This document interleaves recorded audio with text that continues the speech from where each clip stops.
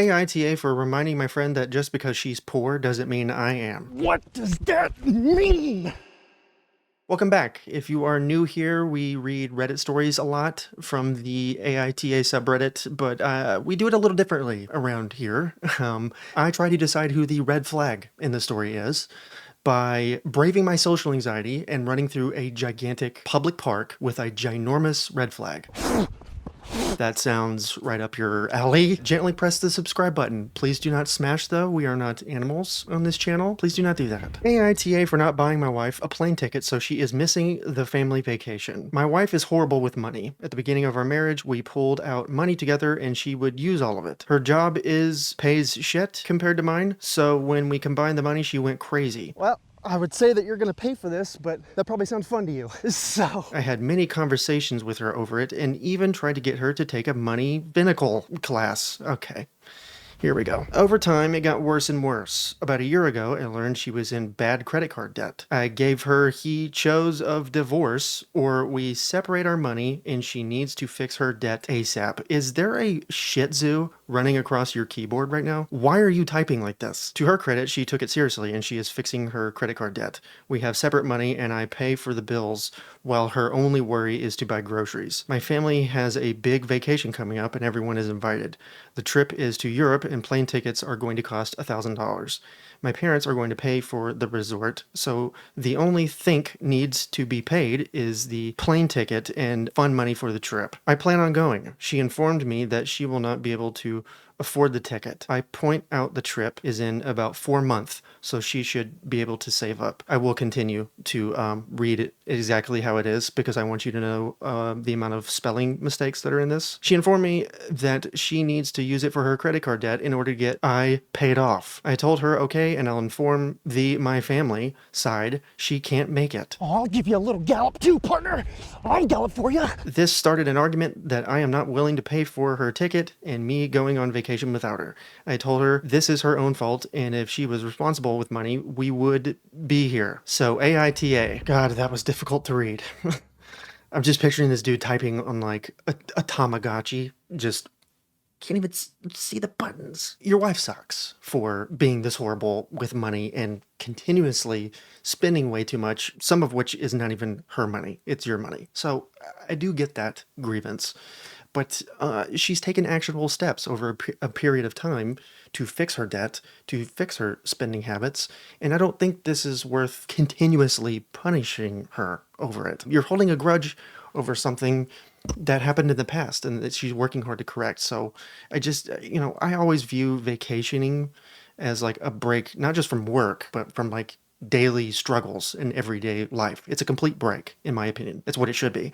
So if your wife wants to come with you on a vacation and you have the funds and the means to get her there, especially since she's the love of your life, get your ass in vacation mode. Of course. I almost want to say that you're both the a-holes, but she was the a-hole in the past. So the verdict is you're the a-hole and she's an a-hole alumni. This video is sponsored by Raycon. Now this story comes from the page Do I Need Raycon Earbuds? Oh, look at that. I have some of those. How fun. My husband's strange competitiveness turns our Father's Day golf trips into a nightmare. Oh dear. Ever since I was little, my brother and I have taken our dad out to play golf. When my husband Carl and I got married 4 years ago, he started tagging along, but his aggressive and competitive nature often ruins it. Uh-oh. Last year, he hit a ball into the sand and got so angry that he yelled, threw his club into the lake, and then furiously waded in to go get it.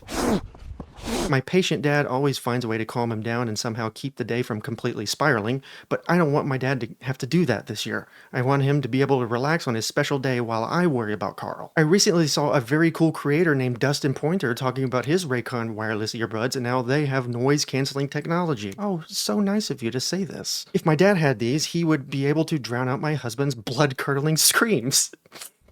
So for Father's Day this year, should I go get him a pair of Raycon wireless earbuds? Boy, should ya. Their latest model is better than ever with 32 hours of battery life, weatherproof resistance from dust and water, and optimized gel tips for a cozy and comfy fit. I love to use them to block out the world and get in the zone when I'm writing video ideas. And they've got a neat little protective case cover. I don't even have to take the cover off and it'll still charge and give me 90 minutes of battery life in just 10 minutes of charging. Your sweetie pie of a dad deserves peace for Father's Day, so head to buyraycon.com/pointer to get 15% 15% off site-wide and directly support this channel. Brought to you by Raycon. Wow, what a fun story. All right, what's next? AITA for keeping my son away from my mom because she fed him custard. My wife, 30s, and I, also 30s, have a baby boy. Last year, we flew across the country with him to attend a family reunion and visit my parents.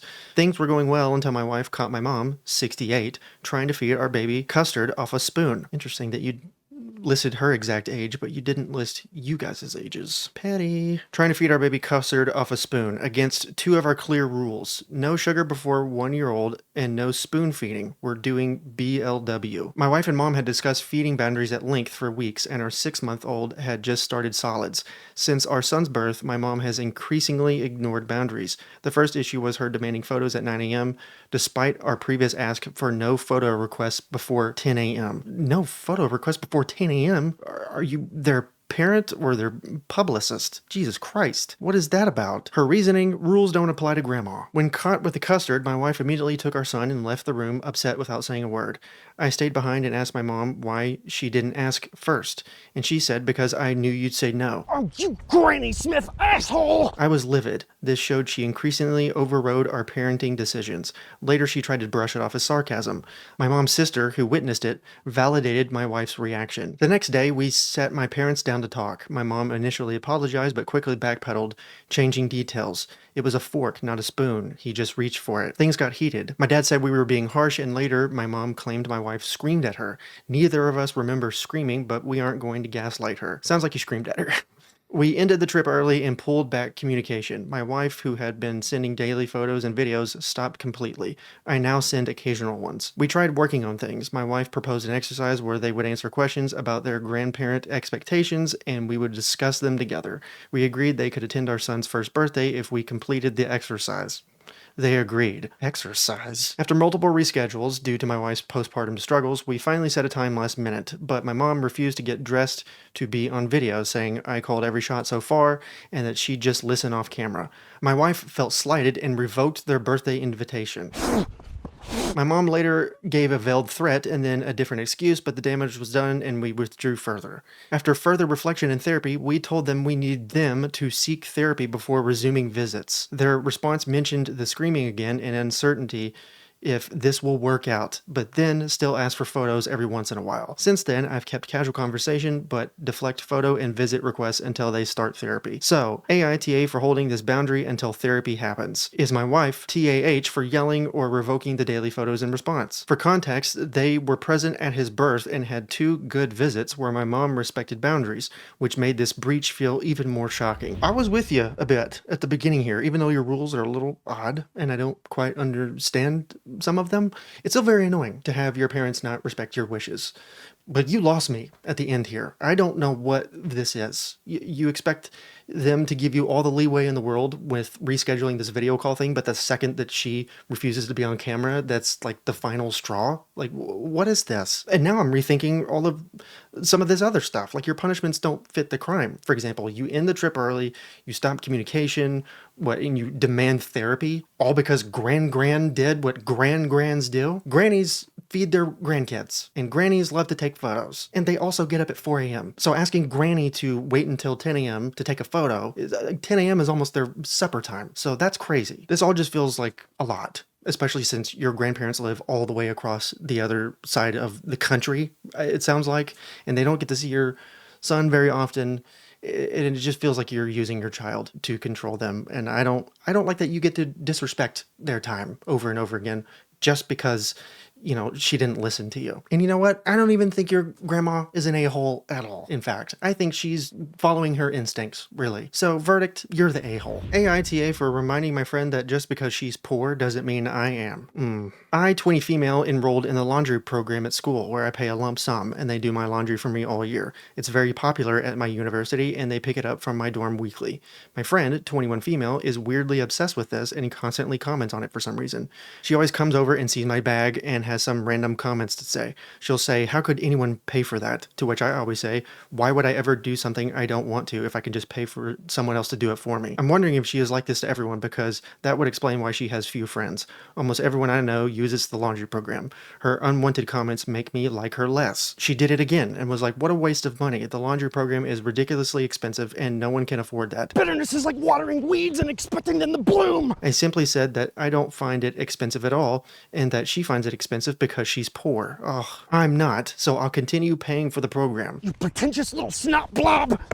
She's furious that I called her poor, but she is. It's just a fact. AITA. Okay. And it says, edit, lol at all the bitter people. It's unfortunate that her parents don't take care of her like they should, but that's not my problem. I'm not her mom and dad. They're responsible for their kid. Okay, let me tell you something, you little college turd. You don't have money. Your parents do. The only difference between you and your friend is the amount of money that is in your parents' bank accounts. That is it. You're just fortunate that life decided to put you into the family that you were in. And yes, your friend is a little bit of a jerk. I understand some of that, but I understand her way more than I understand you, because her response is coming from pain. It's coming from having nothing. Your response is coming from having everything. It's coming from entitlement.